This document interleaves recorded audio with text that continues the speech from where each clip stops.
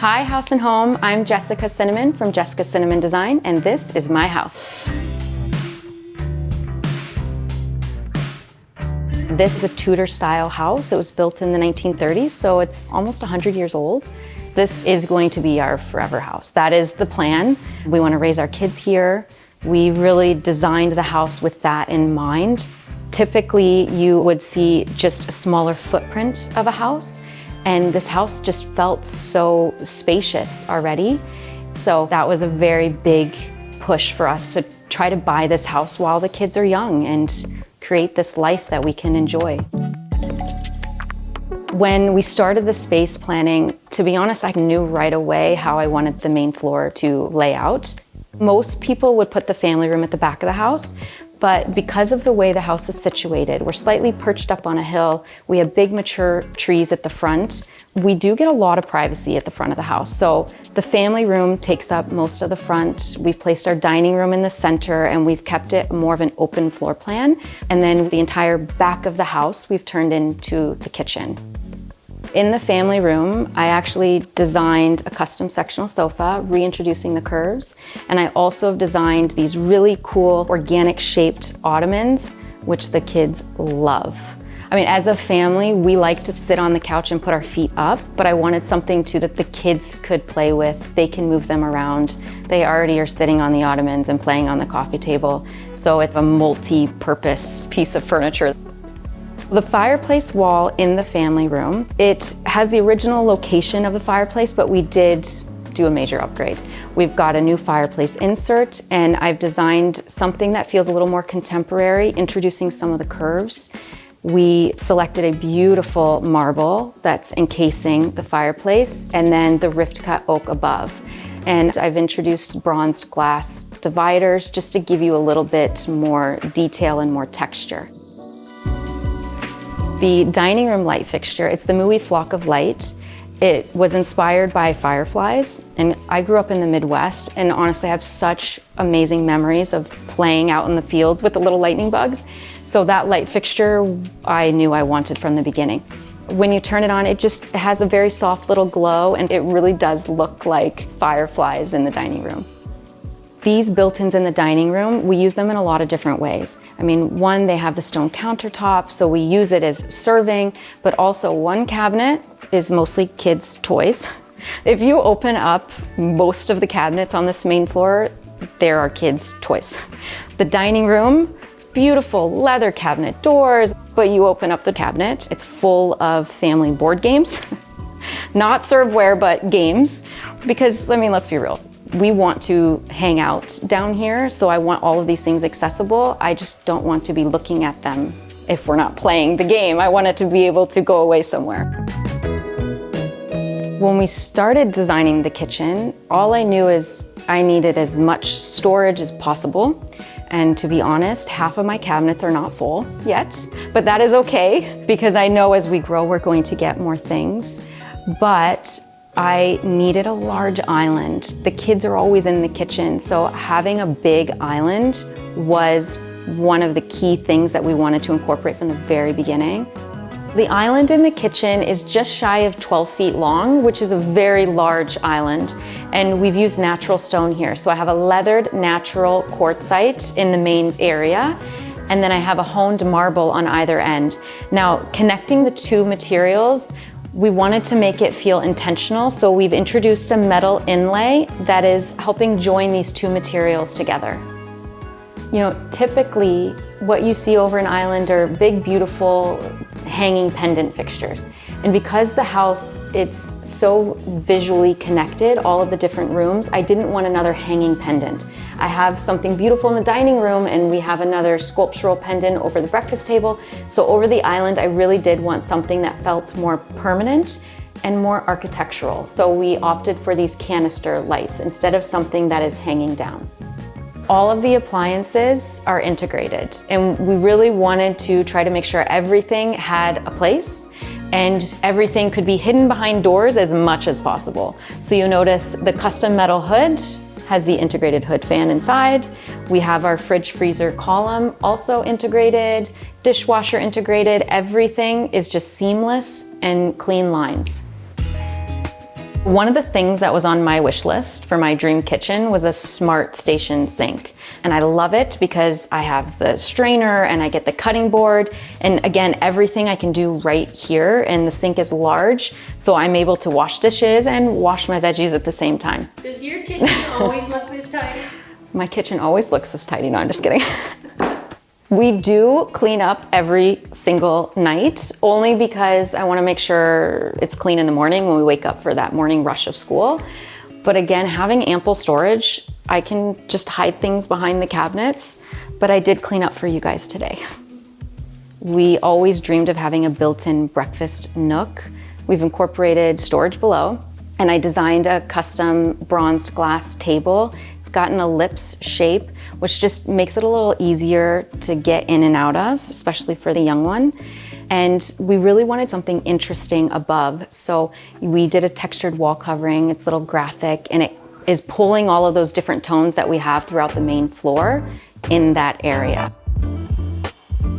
Keeping with the original architecture of the house, we actually left the staircase where it was. It was a little bit of that charm I felt like was endearing and welcoming when you walked in. So we've integrated storage all along the bottom of the staircase.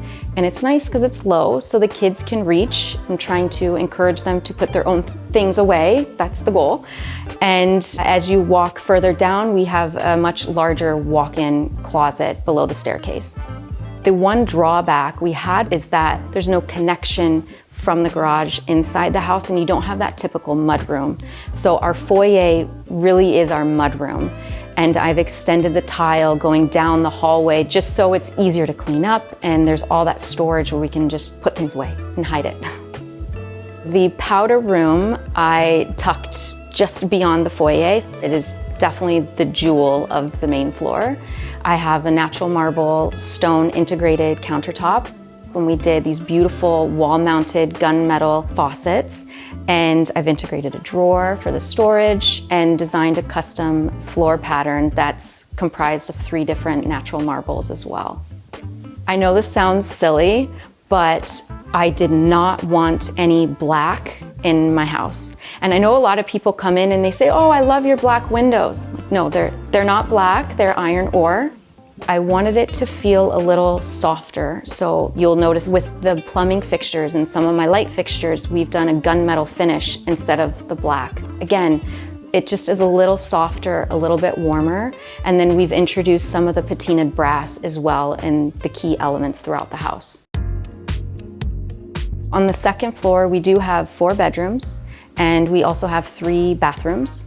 The principal bedroom, things were very asymmetrical up there, and we had to come up with a creative way of designing more custom built-ins.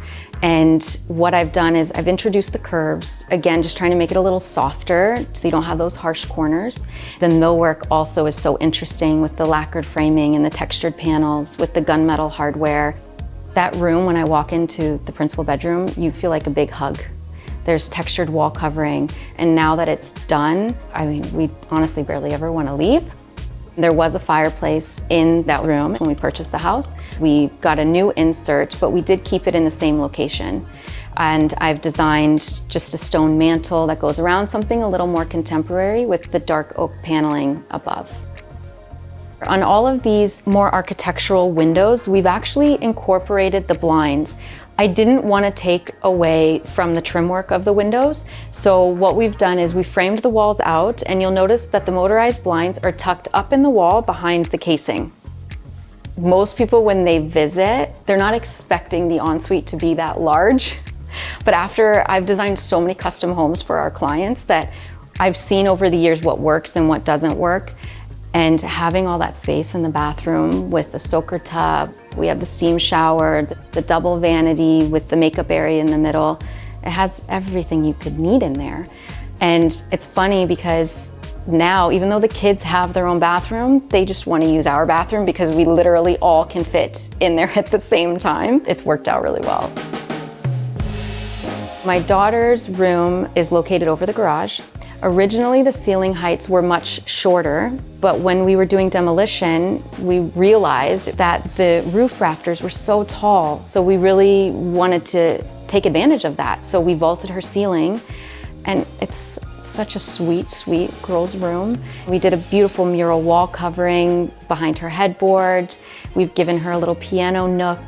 These dormers were originally here. The curved on the corners were here, and when we did demolition, we had to reframe everything, so I took it out. But I loved it so much, I put it right back in. So we've reintroduced these curves, and by framing these windows out, similarly to how they were originally, we were left with this very deep closet area. So I wanted to introduce some hidden storage. We added subtle paneling detail and touch latch doors behind. This storage is great for your seasonal items. It's great for suitcases. Tuck them away, close the door, you don't even know that it's there. We've also designed a very simple closet for her along one wall. Now, because she's so young, I didn't know what storage she necessarily would need right now. So we've just done very simple furniture placement inside, but from the outside, it all looks finished. On this side, I have actually put this bookcase on casters so I can wheel it away and access the storage behind here as well. My other daughter, her room, also very sweet. That room was an original bedroom where it's located in the back of the house, but we did integrate custom storage for her in there. She does have a smaller room, so I felt like we did need to make sure that we gave her a lot of storage. Right now that's full of toys, but mostly. When I designed the guest room, I was definitely thinking of my in-laws and my family because they do visit often. We probably are having visitors every month and a half. So the room definitely gets its use. It is a slightly smaller bedroom. However, I have given them their own ensuite, and we've designed a very small cabinet for them, very hotel inspired. I really wanted to incorporate a closet space where you can put your suitcases below, and you also have additional hanging space for no matter how long you're staying. Because it is my personal house, I did try a lot of new details.